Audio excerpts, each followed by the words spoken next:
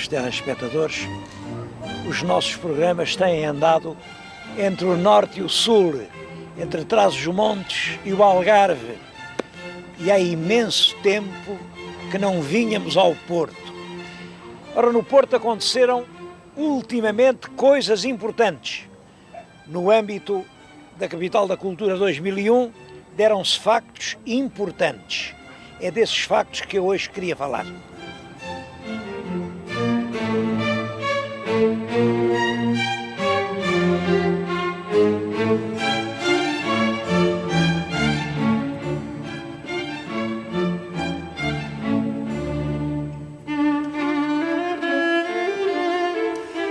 Uma das coisas mais importantes do Porto 2001 é a reabertura do Museu Soares dos Reis. Este museu, que é dos mais importantes museus portugueses, estava fechado, agora abriu e abriu completamente remodelado. Tudo isto, estes jardins, o interior, tudo isto é novo. Abriu com uma grande exposição. A exposição é sobre a obra de um pintor nascido no Porto em 1765. Está lá escrito: Francisco Vieira, o portuense, 1765, 1805. Portanto, reparem, este homem viveu só 40 anos. E uns 40 anos terríveis. É o período em que a Europa passa do antigo regime, do antes da Revolução Francesa, para a Europa romântica do século XIX. É essa grande mudança da consciência europeia que o Francisco Vieira representa nos seus quadros. Vamos ver como.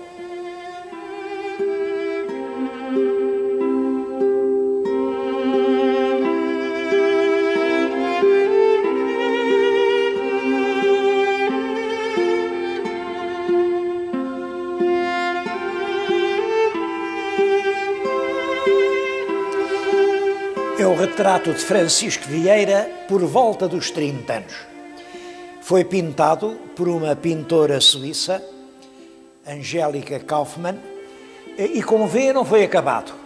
Ela deu um belo tratamento à cabeça, o resto é apenas o esboço do que devia ser o quadro. Não se sabe porque é que não acabou. O que é certo é que a pintora guardou sempre, piedosamente, esta recordação. Apareceu depois no seu espólio e está aqui porque foi emprestado por um museu austríaco.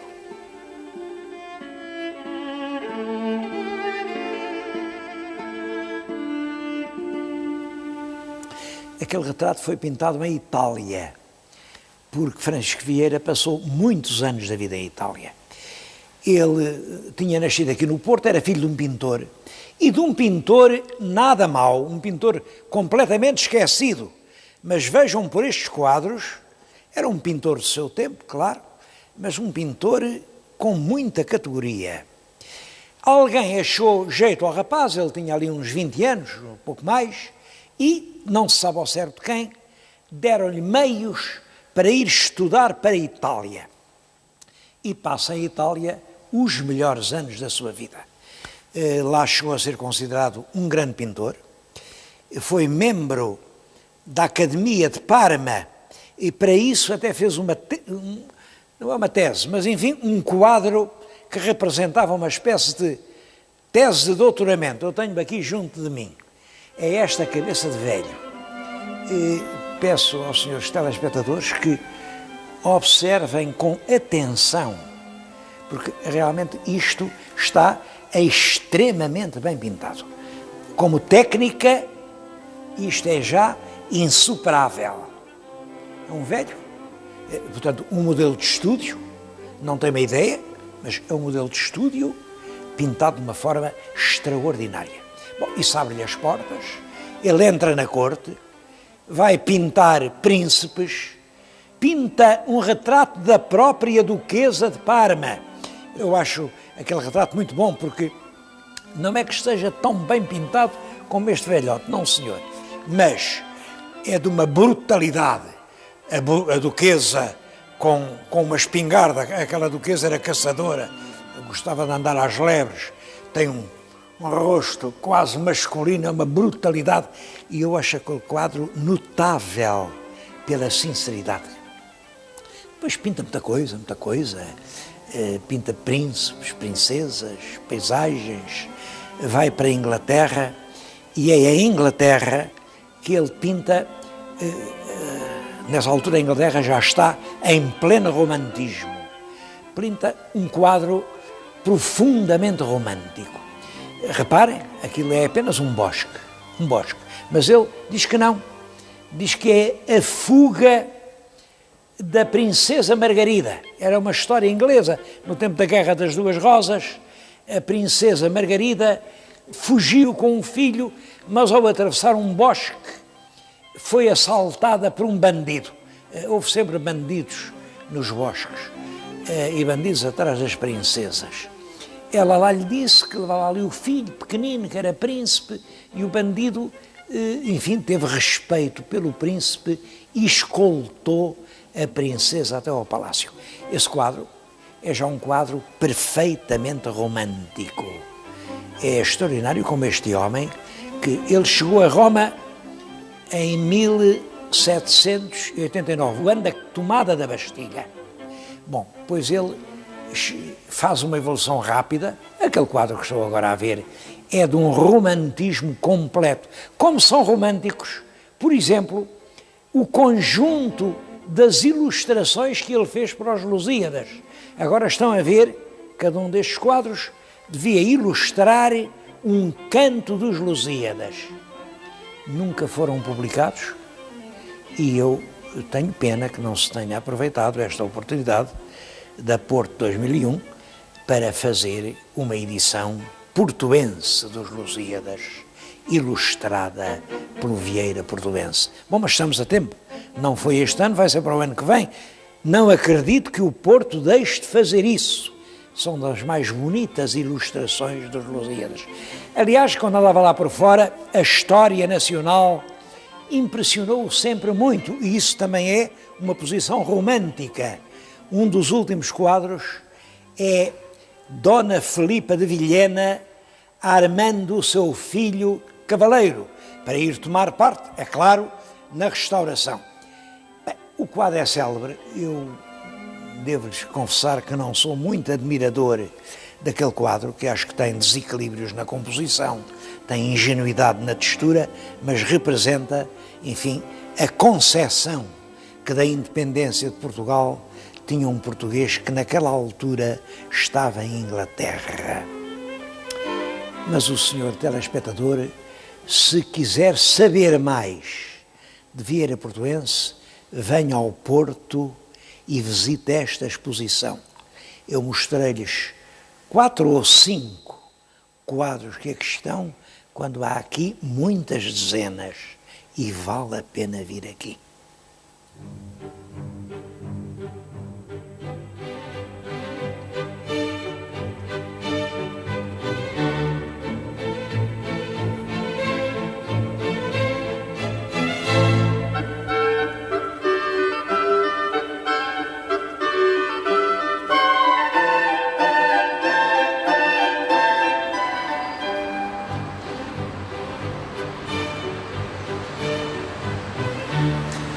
E já agora, deixem-me dar um palpite.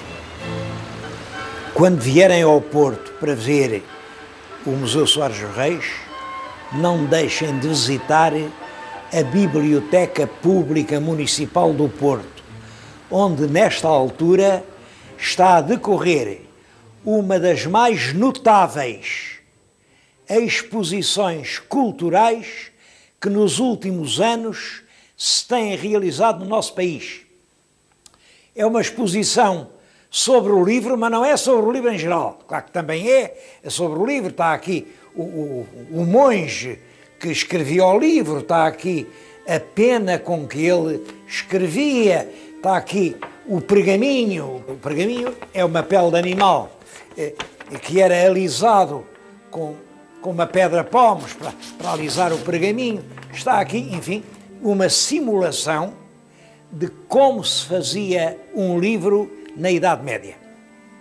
E é muito interessante, está, por exemplo, ali um frasco com a tinta era a noz de galha, uma tinta castanha.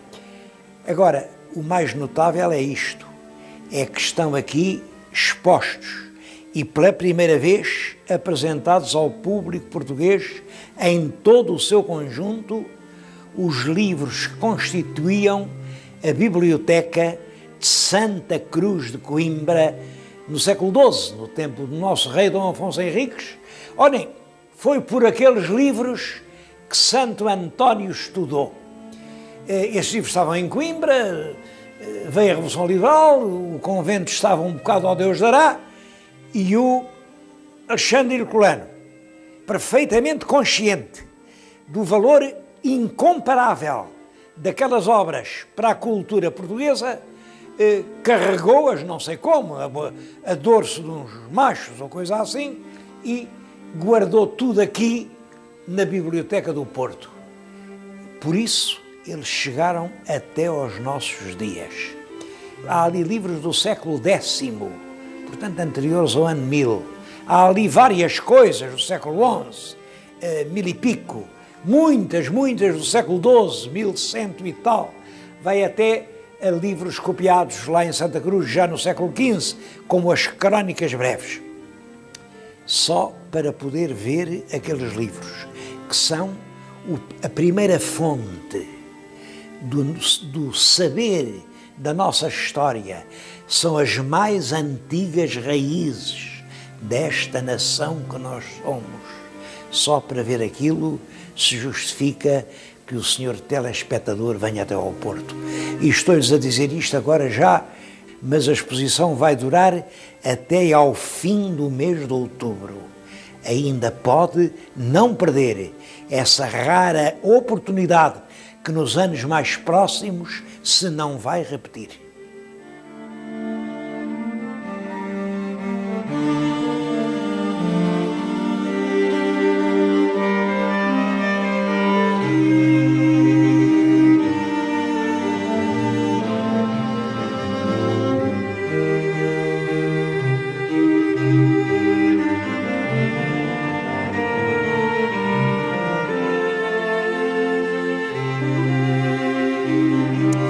Uma outra iniciativa muito curiosa do Porto 2001 é esta dos Caminhos do Romântico.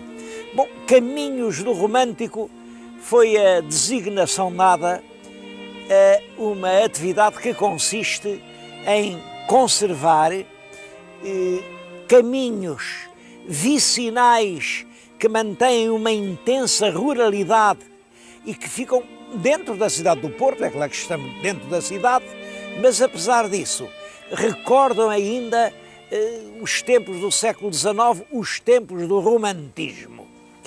A verdade é esta, era uma zona, no século XIX estava fora da cidade, os ingleses que estavam aqui por causa do vinho do Porto construíram por aqui as suas moradias e entre os quintais de arvoredos frondosos ficavam pequenas quelhas, calçadas, e tudo isso tem hoje um encanto muito grande. E acho que a Comissão do Porto 2001 fez muito bem, que conseguiu salvar de uma destruição iminente esses últimos vestígios do ruralismo portuense.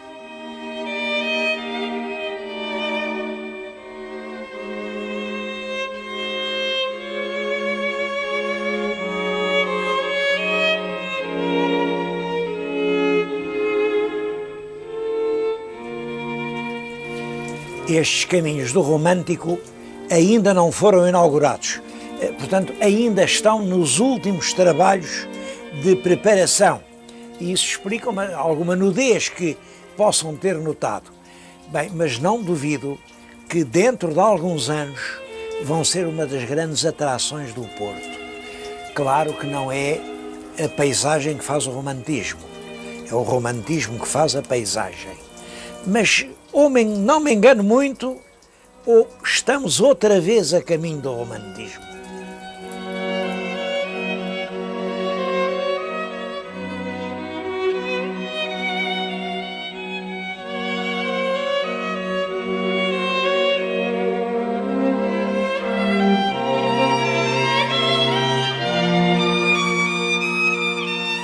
Os historiadores nacionais ligam muita importância sempre às condições sociais, económicas, à história dos reis, aos príncipes, às batalhas, mas deixam na sombra as povoações.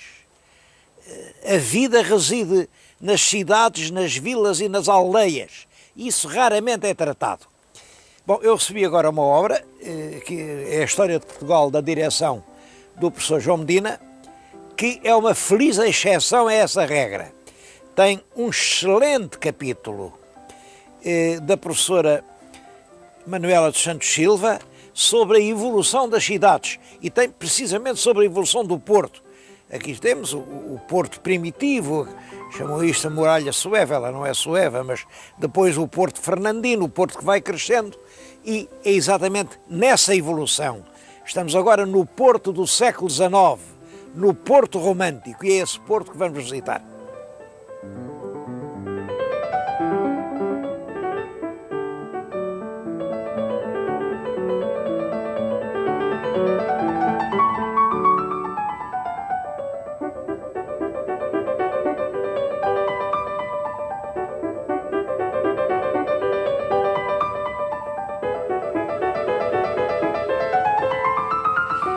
Para lhes falar desta iniciativa dos Caminhos do Romântico, eu escolhi muito propositadamente um lugar, o Solar do Vinho do Porto.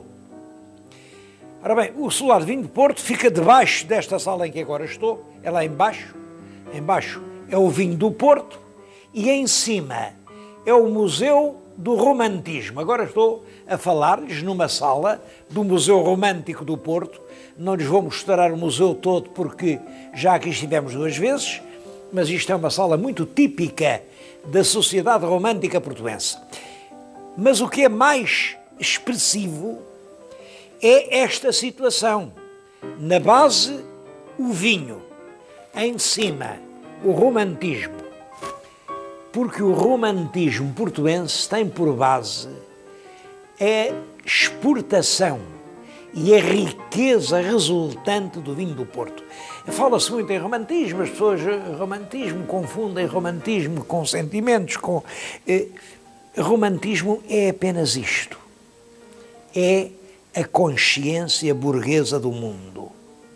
No século XIX, a Revolução Industrial cria uma nova classe que não é aristocrática, que não recebeu uma educação clássica, mas que tem o poder económico e que, portanto, se sente dona do mundo.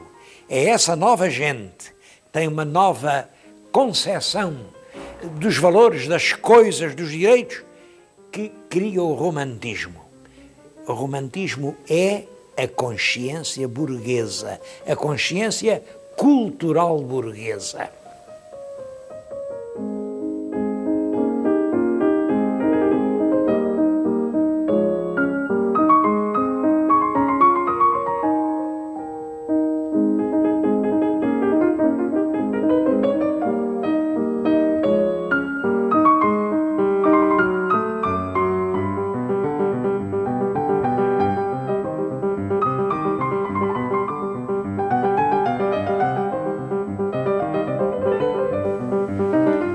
A 2 passos do Museu Romântico fica a Casa Tate. O Sr. Tate, é claro, era outro grande inglês ligado ao comércio do vinho do Porto, e a casa dele pertence à Câmara e tem um museu numismático que é absolutamente precioso. Tem coisas únicas em Portugal.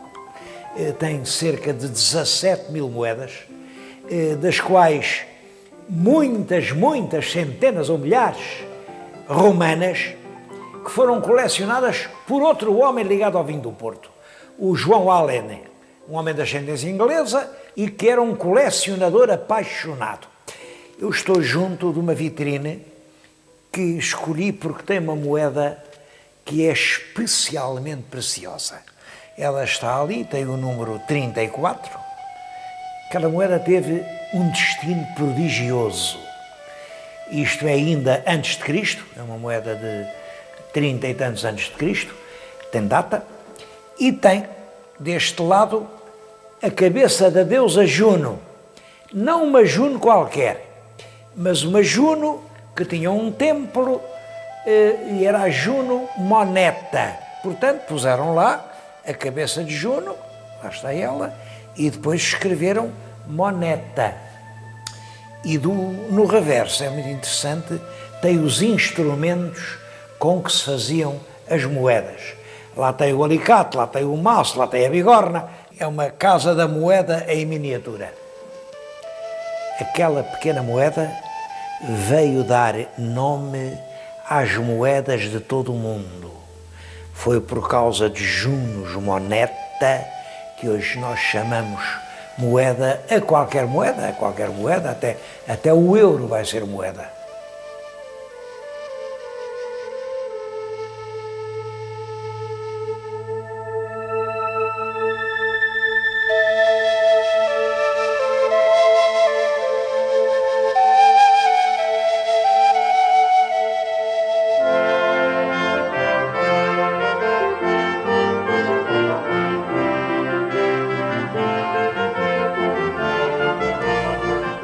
Já lhes falei, portanto, do restauro do Museu Soares dos Reis, da grande exposição dos manuscritos de Santa Cruz, do passeio romântico, mas há uma quarta realização do Porto 2001, sobre a qual eu não posso deixar de fazer uma referência.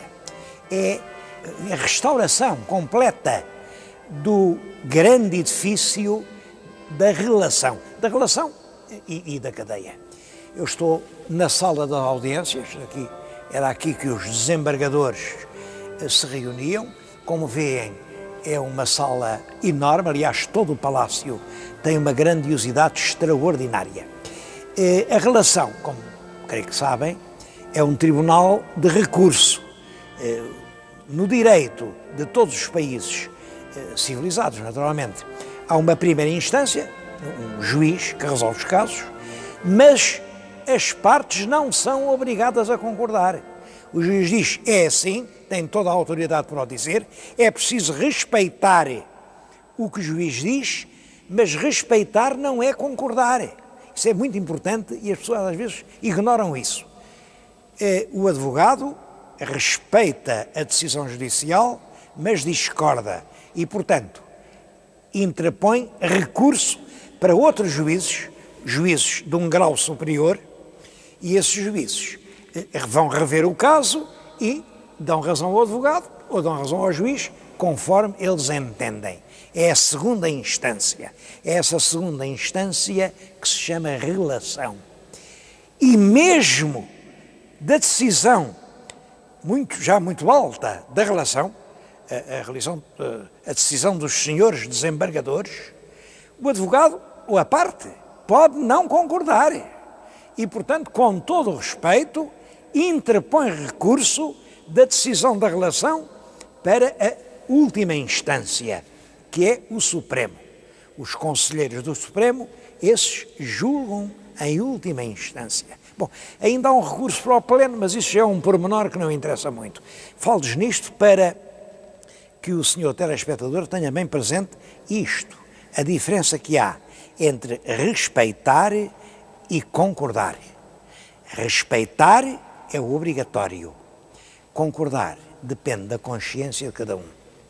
Estou-lhes a dizer isto na grande sala em que, durante 2 séculos, esta sala foi mandada construir pelo Marquês de Pombal, mas no sítio onde já havia, desde o tempo do Filipe II, primeiro de Portugal, a relação. Essa caiu de velho e depois o Marquês de Pombal mandou fazer outra, que é esta que estão a ver, em todos os aspectos é um edifício monumental. Eu acho que esta sala é uma das mais nobres salas que existem em Portugal.